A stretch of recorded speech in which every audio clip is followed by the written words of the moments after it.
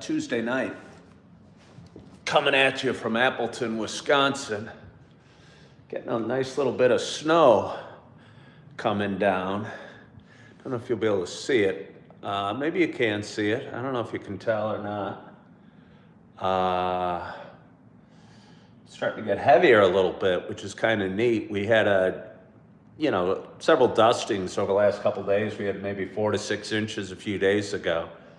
I didn't expect it to snow tonight, but I just got home from work and it was starting to snow, and looks like it's coming down heavier, which I think is kind of neat.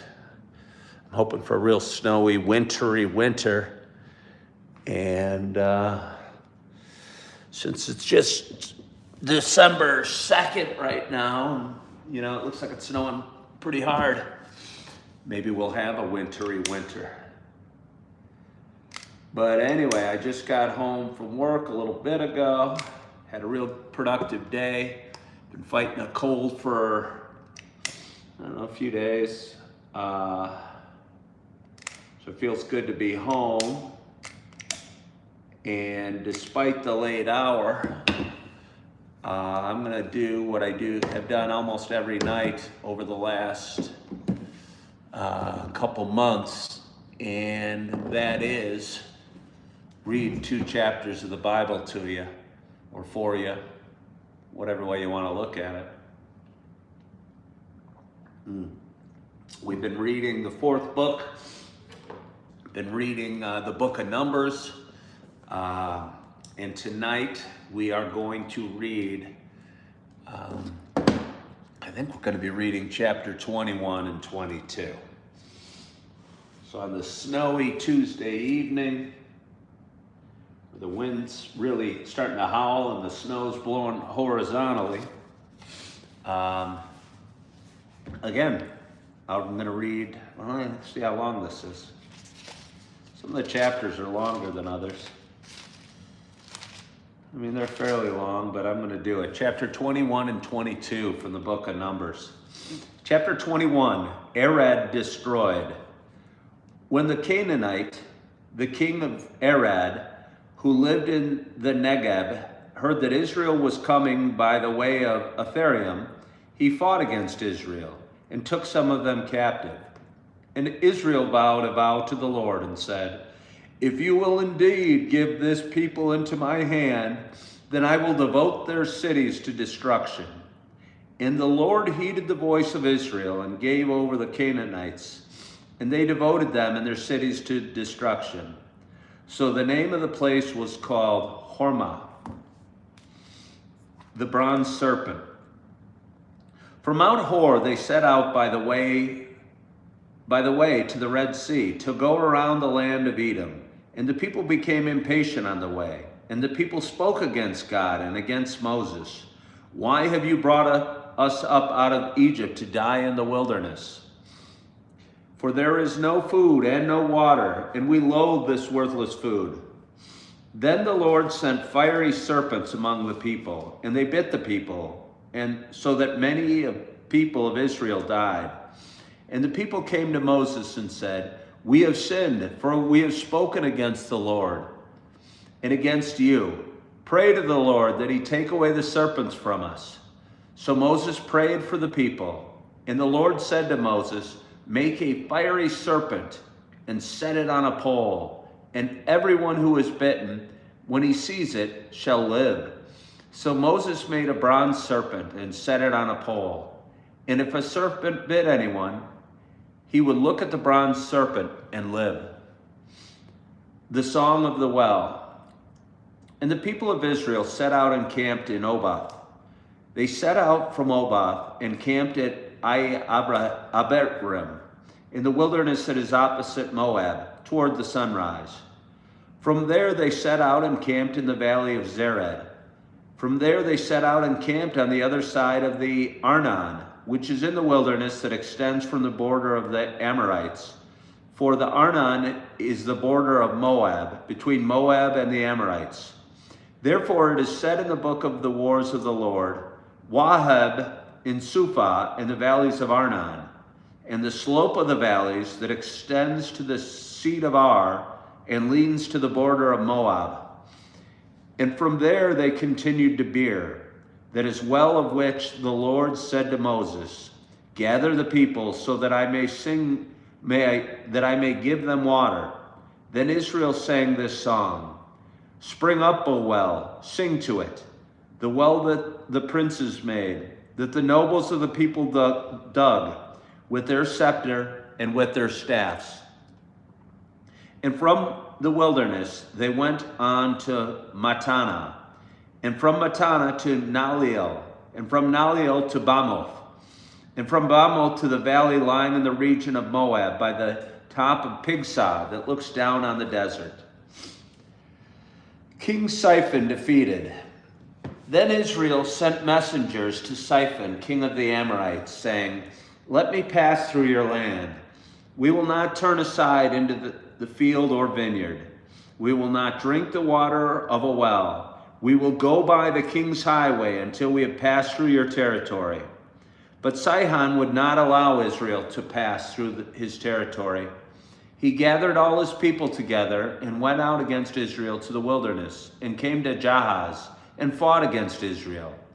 And Israel defeated him with the edge of the sword and took possession of his land from the Arnon to the Jabbok, as far as to the Ammonites, for the border of the Ammonites was strong. And Israel took all these cities, and Israel settled in all these cities of the Amorites, in Heshbon and in all its villages. From Heshbon was the city of Sihon, the king of the Amorites, who had fought against the former king of Moab and taken all his land out of his hand, as far as the Arnon. Therefore, the ballad singers say, come to Heshbon, let it be built. Let the city of Sihon be established. For fire came out of Heshbon, flame from the city of Sihon. It devoured Ar of Moab and swallowed the heights of Arnon. Woe to you, O Moab, you are undone. O people of Shermash, he was made his sons fugitives and his daughters captives to an Amorite king, Sihon. So we overthrew them. Heshbon, as far as Dibon, perished, and we laid waste as far as Nophah. Fire spread as far as Mebedah. King Og defeated. Thus Israel lived in the land of the Amorites, and Moses sent to spy out Jazer, and they captured its villages and dispossessed the Amorites who were there. Then they turned and went up by the way of Bashan, and Og, the king of Bashan, came out against them, he and all his people, to battle at Edrei. But the Lord said to Moses, do not fear him, for I have given him into your hand, and all his people and his land. And you shall do to him as you did to Sihon, king of the Amorites, who lived at Heshbon. So they defeated him and his sons and all his people, until he had no survivor left, and they possessed his land. Chapter 22, Balak summons Balaam. Then the people of Israel set out and came into the plains of Moab beyond the Jordan at Jericho. And Balak, the son of Zippor, saw all that Israel had done to the Amorites. And Moab was in great dread of the people, because they were many.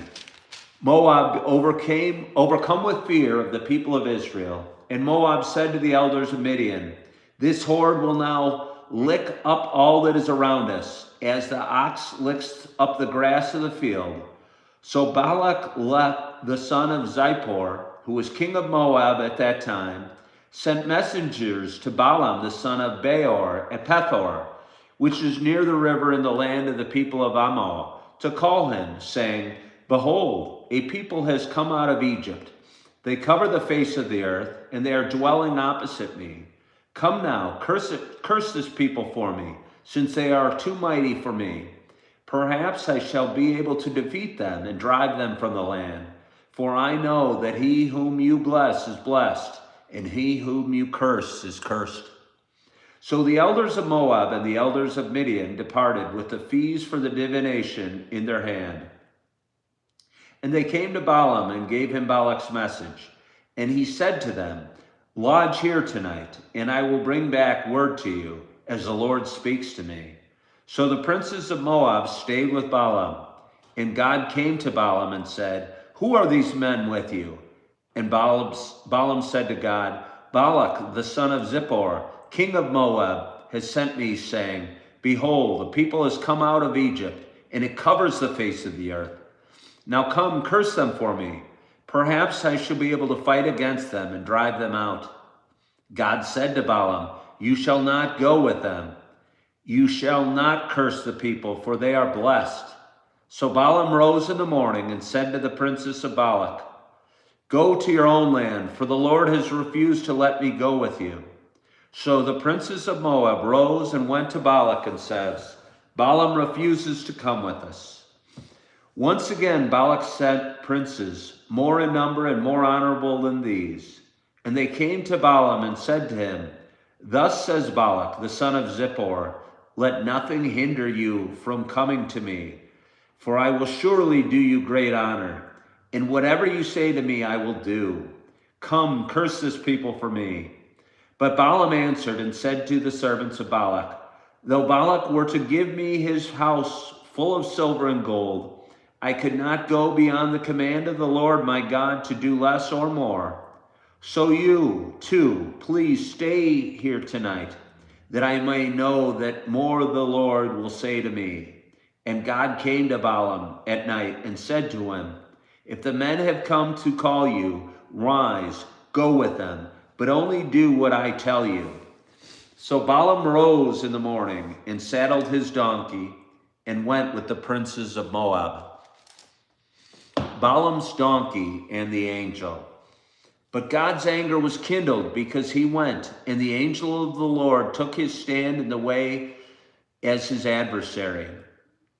Now he was riding on the donkey, and his two servants were with him. And the donkey saw the angel of the Lord standing in the road with a drawn sword in his hand. And the donkey turned aside out of the road and went into the field. And Balaam struck the donkey to turn her into the road. Then the angel of the Lord stood in a narrow path between the vineyards with a wall on either side. And when the donkey saw the angel of the Lord, she pushed against the wall and pressed Balaam's foot against the wall. So he struck her again. Then the angel of the Lord went ahead and stood in a narrow place where there was no way to turn either to the right or to the left. When the donkey saw the angel of the Lord, she lay down under Balaam. And Balaam's anger was kindled, and he struck the donkey with his staff. Then the Lord opened the mouth of the donkey and said to Balaam, "What have I done to you that you struck me these 3 times? And Balaam said to the donkey, "Because you have made a fool of me. I wish I had a sword in my hand, for then I would kill you." And the donkey said to Balaam, "Am I not your donkey on which you have ridden all your life, long to this day? Is it my habit to treat you this way?" And he said, "No." Then the Lord opened the eyes of Balaam, and he saw the angel of the Lord standing in the way with his drawn sword in his hand. And he bowed down and fell on his face. And the angel of the Lord said to him, "Why have you struck your donkey these 3 times? Behold, I have come out to oppose you, because your way is perverse before me. The donkey saw me and turned aside before me these 3 times. If she had not turned aside from me, surely just now I would have killed you and let her live." Then Balaam said to the angel of the Lord, "I have sinned, for I did not know that you stood in the road against me. Now therefore, if it is evil in your sight, I will turn back." And the angel of the Lord said to Balaam, "Go with the men, but speak only the word that I tell you." So Balaam went on with the princes of Balak. When Balak heard that Balaam had come, he went out to meet him at the city of Moab, in the border formed by the Arnon, at the extremity of the border. And Balak said to Balaam, "Did I not send to you to call you? Why did you not come to me? Am I not able to honor you?" Balaam said to Balak, "Behold, I have come to you. Have I now any power of my own to speak anything? The word that God puts in my mouth, that must I speak? Then Balaam went with Balak, and they came to Kiriath Huzoth. And Balak sacrificed oxen and sheep, and sent for Balaam and for the princes who were with him. And in the morning Balak took Balaam and brought him up to Bamoth Baal, and from there he saw a fraction of the people. I found tonight's reading rather confusing. The characters in it were hard to keep track of for me. The names of some of the rulers of various lands were difficult, and that whole back and forth between Balak and Balaam was confusing to me as well. But it doesn't surprise me. So has been my experience as I read through the first several books of the Old Testament. And again, I feel good that I'm nibbling at it and going at it 2 chapters a night. So I want to thank you so much for joining me tonight. I hope you had a wonderful, wonderful day. You are feeling good. You have a wonderful night's sleep. You are loving yourself. You are forgiving yourself. And as always, I hope to talk to you soon.